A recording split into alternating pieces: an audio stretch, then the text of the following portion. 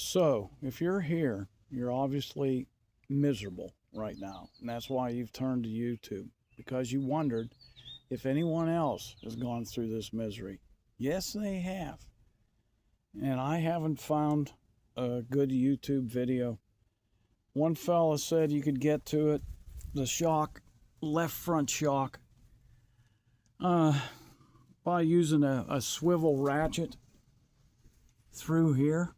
Well, I think he was on maybe a 350.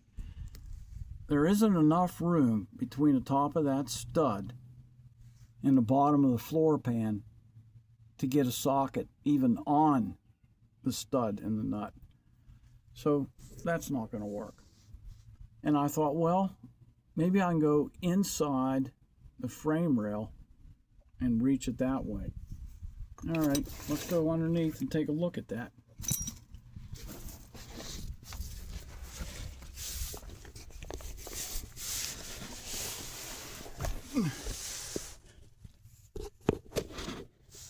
Thanks to that box frame, okay, that goes to the engine mounts, you can't get your hand up in there.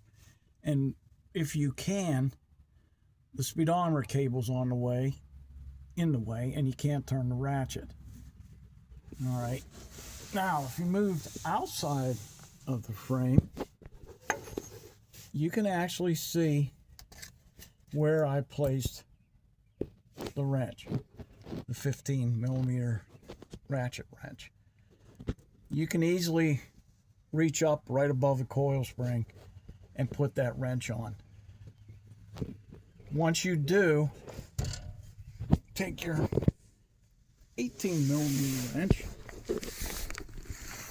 Okay.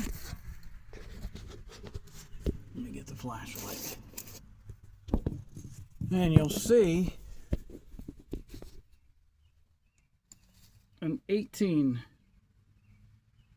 millimeter nut on the bottom.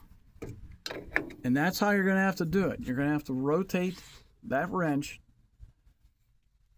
to loosen this up while the 15 millimeter wrench jams itself against the bottom of the floor.